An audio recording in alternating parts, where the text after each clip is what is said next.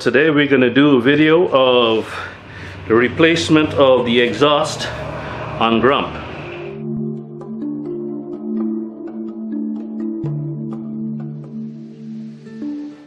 First I'm going to measure the output of the standard exhaust, how much noise it makes, and then we'll do the same with the replacement exhaust and see how much extra noise it makes. I'm not after the noise, but I'm after actually looks, weight savings, and maybe a slightly different tone. As you can see, the standard exhaust is kind of big. But I don't mind actually the look and shape of it. I don't mind the chrome, but we'll see what the replacement looks like. It should improve the look of the bike. I'm shooting this video today with a DSLR, a Nikon D5600, so God knows how the video is going to come out. I'm hoping that it comes out okay. Right now the bike is on and idling, and I'm doing a sound check. And you can probably see that it's registering 84 decibels. 84 decibels 3 feet away from the bike. First you take out the heat shield.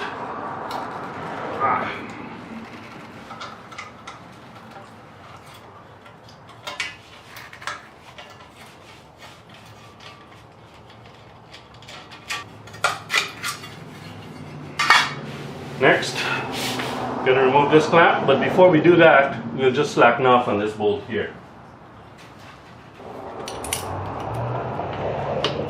There we go.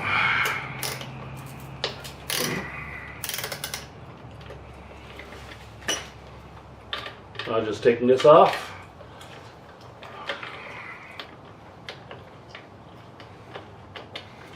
I'll back it off just a little bit, and then we've got to undo this nut. So it turns out that's what is it? 13 millimeters. Okay. All right, so we've got that clamp off. Now we just take this off. This is a fairly long bolt. Okay. So that's all the stock stuff. Good. Should be able to get the exhaust off fairly easily now. Stock exhaust coming off in a sec. There we go. It's off. So that's the new exhaust system we'll be installing right now. It's a Remus Hexacone, and we'll be installing it onto the bike right there. First, we've got to put that pipe on.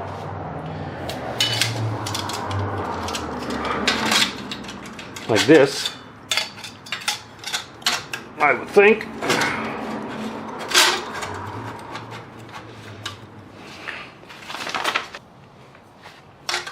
This is supposed to go on here somewhere. So that means that there's supposed to be a socket, but I don't see a socket. This pipe doesn't have a socket. Interesting. I gotta figure this out. So the instructions that come with this exhaust are actually a bit of crap. It doesn't tell you the steps that you have to go through first. So because I watched many YouTube videos, I managed to figure out that you've got to put on this bracket first. It's got slotted holes here, so I would put them on first and then keep those things here loose. And then you've got to make sure that you've got this pipe in the right order, in the right orientation. It doesn't say in the instructions what the orientation is, but if you put it on, you test fit it, you can figure it out yourself. and it comes with these screws here, these springs here that you've got to actually connect between these two spots and two lugs on the other side, and that takes quite a bit of doing. So I'll put them on now off camera. So the springs are on with great difficulty. So you just slip this on here and then mount the exhaust up onto the pipe up there.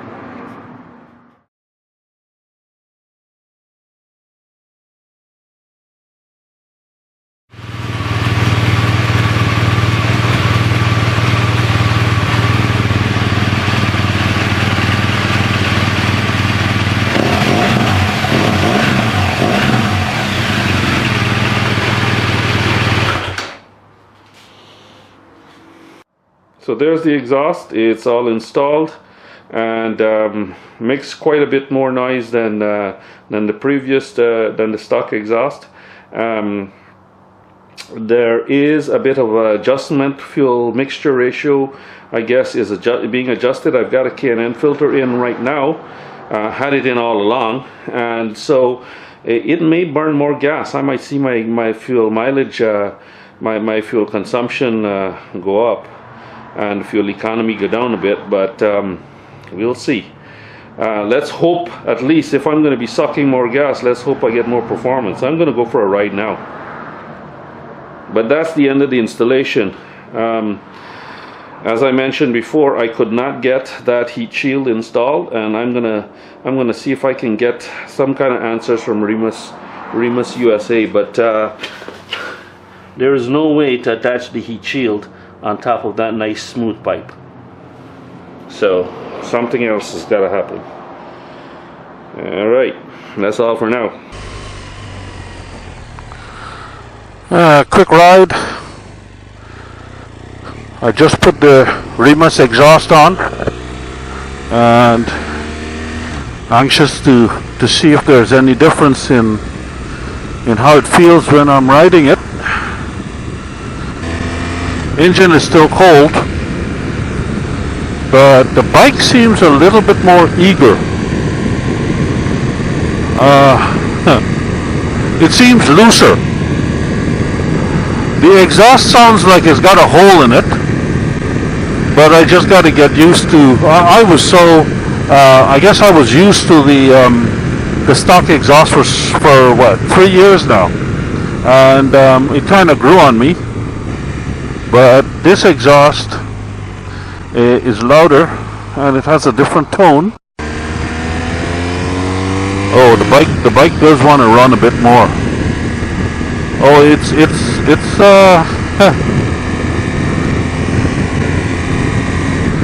I think it's flying a bit freer. Definitely.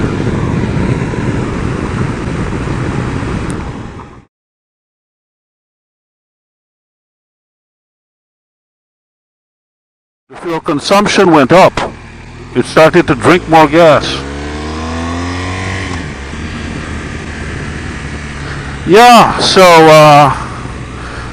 and that makes more sense, because if you're flowing more air, then you've got to put more gas, into the mixture to get the correct stoichiometric ratio. So now, with the exhaust flowing, oh, look at that moon! Look at that. With the exhaust flowing more air, the whole system is flowing more air, and it's going to burn more gas. Look at that moon! Wow. Yeah, so I would expect the bike is going to take a couple of miles to get accustomed to or to readjust. Before I put the K&N filter on, I used to get, I was averaging maybe, 47 miles per gallon. After I put the K&N filter on, it looks as though I was averaging 44 miles a gallon, as you can see here. Now, it might drop even farther.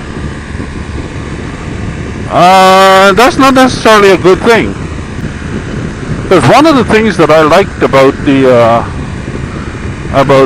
RS is for all that nice performance, you know, it's got excellent fuel economy. I have seen over 50 miles per gallon per US gallon with this bike, and you know, that's babying it and going slow and that kind of thing, you know, just driving a constant speed, probably 55 miles an hour or something like that. I think I managed to get it up to like 52 miles per gallon. But normally, I would be averaging 46 before the K&N filter. After the K&N filter, like I said, was probably around 44. I'm hoping that this doesn't drop too much. You know, I don't want to see like, you know, 42. 42 I could live with, I suppose, but if this was to drop below 40, I think I'd have a problem. But so far the exhaust sounds okay.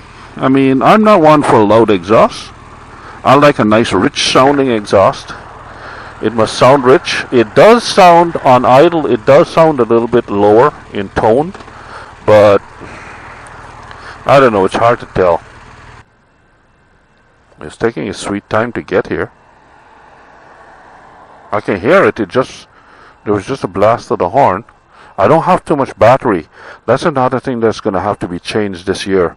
I've been waiting for the Senna 10C, the new version of the 10C Evo or something like that to come out.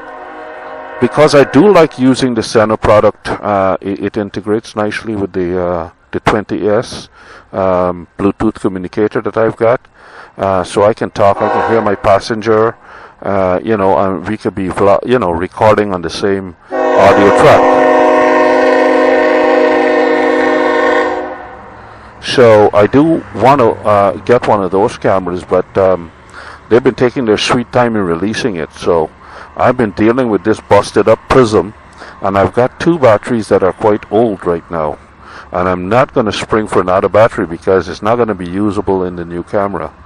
So I don't have a lot of battery left. I'm going to stop for now.